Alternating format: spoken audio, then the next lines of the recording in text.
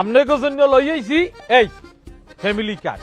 এই কার্ড দেখাইলে প্রত্যেক ফ্যামিলি 10 টাকা দরে চাউল, 20 টাকা দরে ডাইল আর স্বল্প মূল্যে ফ্যামিলির যা যা লাগে নিত্য প্রয়োজনীয় জিনিস সব পাইবেন। আর একটা কার্ড হইছে কৃষি কার্ড। এই যে কৃষি কার্ড, যারা কৃষি কাজ করে খেতে খামারে, যারা আমাকে ভোট দেবে হেরা পাইবে এই কৃষি কার্ড। এই কার্ড দিয়া একেবারে স্বল্প মূল্যে বীজ, ওষুধ, কীটনাশক এই যে পাইবেন। আর হইলেও যাইয়া যাগো স্বল্প সুদে ঋণ প্রয়োজন, স্বল্প সুদে ঋণও দেওয়া হইবে। 2008 সালে কুনি হাসিনা কইছিলে ইলেকশনে ফাঁস করতে পারলে 10 টাকা কেজি চাল খাওয়াবো। তারপর ফাঁস তো করলোই, জনগণ 80 টাকা কেজি চাল কিনা খাইলো। আমরা সেই কথা বলি নাই। আমার একটা প্রশ্ন। বলেন আপনার কি প্রশ্ন? এই 30 লাখ কার্ড কি আপনাদের দলের পক্ষ থেকে দেওয়া হবে নাকি সরকারের পক্ষ থেকে দেওয়া হবে?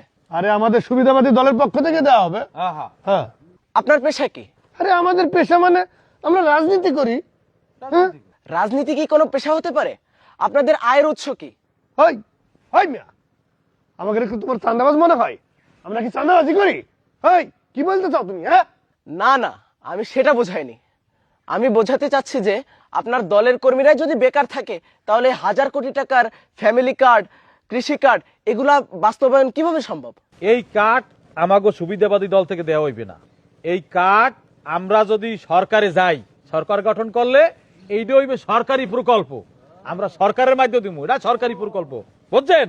ধরে নিলাম আপনারা সরকারে গেলে এই প্রকল্প বাস্তবায়ন করবেন, কিন্তু সরকারের পক্ষ থেকে যেসব প্রকল্প চলমান যেমন ভিজিডি, ভিজিএফ, টিসিবি ইত্যাদি ইত্যাদি, এগুলো বাস্তবায়ন করতে গিয়ে সরকার ব্যাপক দুর্নীতিগ্রস্ত। তাহলে আপনারা কিভাবে এগুলো বাস্তবায়ন করবেন? কিভাবে সম্ভব? তুমি কোন দল করো? আমি কোনো দল করি না, আমি সাধারণ ভোটার। হই, তুমি কোনো দল করো না? না, তোমার আমি ভালো করে চিনছি। হ্যাঁ, তুমি আজ এখানে এসে পেস লাগাইতে, গ্যাঞ্জাম লাগাইতে না? কেন বাজান গ্যাঞ্জাম করবো কে? ও তো ঠিকঠাক মতোই প্রশ্ন করছে, তাহলে উত্তর দাও। হ্যাঁ, উত্তর দেন। উত্তর দাও। হই মিয়া, উত্তর দিতে আমরা বাধ্য না। কেন কেন আপনার এত উত্তর দেওয়ার জন্য আমরা বাধ্য না। একেবারে দেখে ছাড়বো, কাউকে ছাড়া হবে না।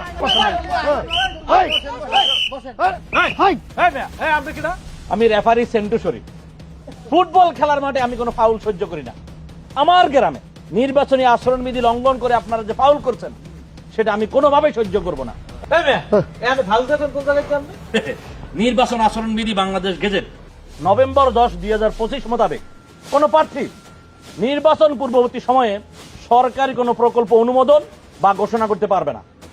আপনারা সেই আচরণবিধি লঙ্ঘন করে সরকারি প্রকল্পের নামে এই যে জনগণকে ভুয়া প্রলোভন দেখিয়ে এই যে ভুয়া ফ্যামিলি কার্ড, ভুয়া কৃষক কার্ড ঘোষণা দিয়েছেন, এই ঘোষণা দিয়ে যে ফাউল করছেন, এই জন্য জনগণের পক্ষ থেকে আপনাদেরকে দেখালাম এই লাল কার্ড।